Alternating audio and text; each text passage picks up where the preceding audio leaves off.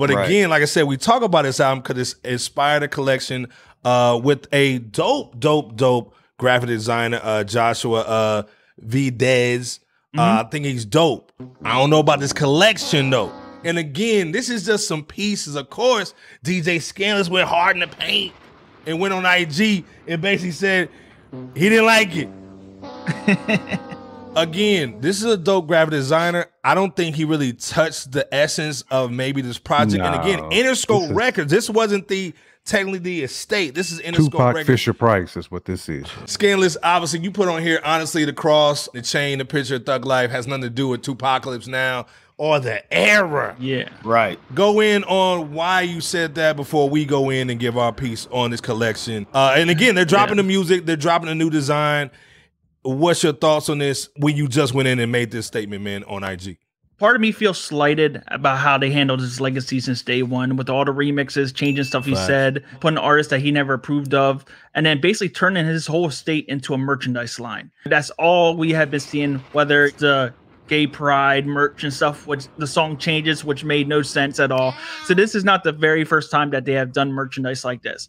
For you to celebrate 2Pacalypse now and have a piece of art that features the Machiavelli era period, like Tupac wore that chain a week before he died. He got that chain, right? So that kind of inspired Nas to bring that big QB chain. You know, Nas says that he inspired Pac. You know, he was capping there because Nas had that little tiny piece and Pac was rocking that like he was rock him. And he even said, I'm bringing 88 back, right? So, you know, he was rocking that chain. So for you to have a Machiavelli period piece with the 2Pacalypse now doesn't make any sense because you're mixing 96 era with 91. You want to celebrate more of his 2Pacalypse now roots. What I would have done is showcase maybe the Juice era. There's many pictures of his photo shoot with the black hoods and stuff like that from 2Pacalypse now.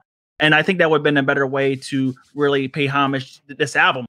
Also, the other merchandise on here doesn't make much sense because you have a picture of like Tupac with the Thug Life tattoo. And it's basically, you know, that's 93 era. Tupac didn't even have the Thug Life tattoo at this point. So it made absolutely no sense.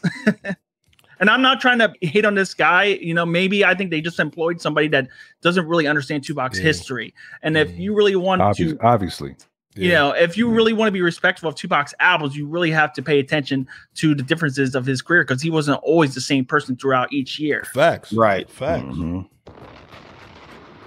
J. Ken, what you think about this this collection? Again, this is a prayer collection. They're dropping the albums. I'm surprised they even put the on the label too, which is kind of crazy. You know what I'm saying?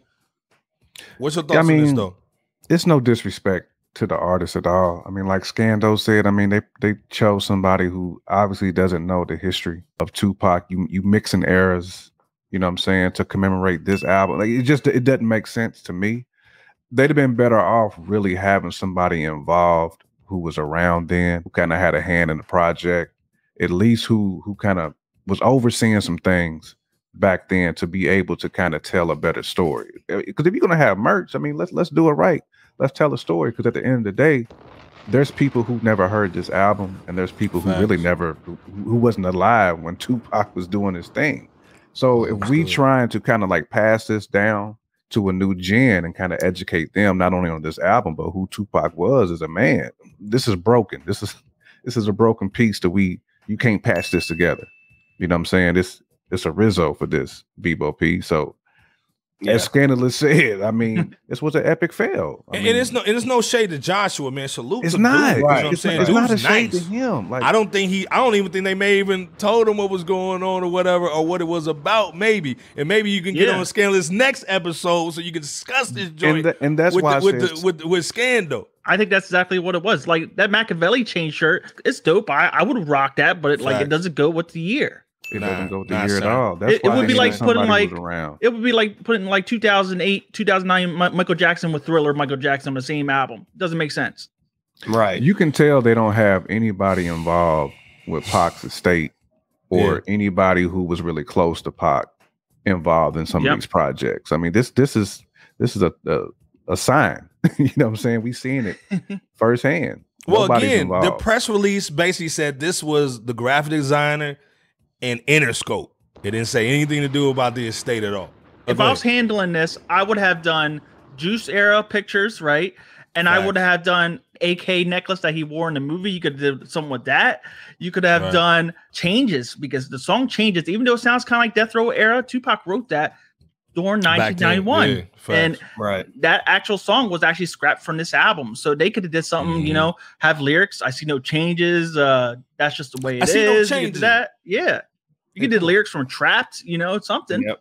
They should have commissioned somebody an artist whose artwork really speaks a story like J Camp was talking about whenever you see it each and every time. That artist either one needs to fully or at least largely understand Tupac and his history at the time frame, you know, that we're talking about, or even if not, at least get an artist that acts as certain authors do, like the author of the recent Jay Dilla book, or, you know, other like fabulous authors that may not initially know about the artist, but they'll go out and talk to several people. They'll interview certain people in order to get the best understanding and vibe of an artist before creating the artwork. So the fan, or rather the consumers, can understand the visuals from a high quality standpoint. Q Smooth said it looks whack and could have been done better. Yeah, it's Family Dollar swag. You know what I'm saying? It's Dollar General swag.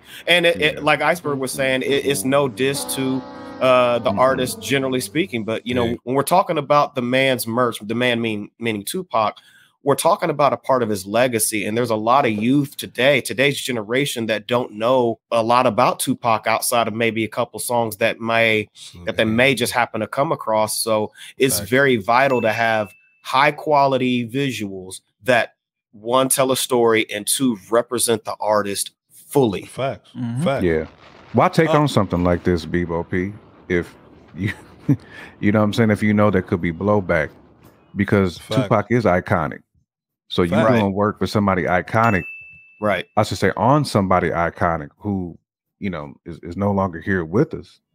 Why even take that on if it had to be a nice bag dropped on him? That's the only thing I can think of. Fact. Yeah, come on, man. Let's keep it 100. I would have made him more money. Facts. Say that again for the people in the back, Skando. I would have made the Tupac state. Made him make more what? More money. Well, this thing too, it's literally just saying like, hey, we're gonna drop a new Jordan 1, but let's put a picture up of him in a Wizard uniform. Like, like, come on, man. Like, seriously? Oh man, you got the air wrong, and every MJ fan would understand it. So again, let's not disrespect Pop at all. And you know, his sister probably is swinging in Boo right now. You know what I'm saying? Let's be clear. She's swinging right now. Yeah, she's swinging like Trey and Boo. This clothing line reminds me of that statue, that janky statue that they had at Tupac a few years ago. Oh my God! Yeah. It didn't even look like Tupac. It didn't even look like. I made a black RoboCop. Yeah. I made a video on that. It got like 300,000. You look like Destro. You look like Destro. Drop it. And don't get me wrong, that statue was better than Biggie's joint. It was better than Biggie's statue, but again, like I said, no disrespect to the artist. Marshmallow Man. No disrespect to the artist. I would love to have Joshua come up and talk to Skandalous, man. Maybe get him on a platform. Definitely to salute to Joshua. Yeah, salute to Joshua. No disrespect. I think this is more Interscope than the graphic designer. Let's be clear, man. But again, go check it out, man. There's still some dope merch on the website, so we still supporting the Tupac estate. Go check it out, man. Go spend some loot. You know what I'm saying? Much love to the state. Give me the loot. Always love the Tupac. You know what I'm saying? We got to keep it 100. Last word, bring back Machiavelli branded. That was way better. Basically. Facts.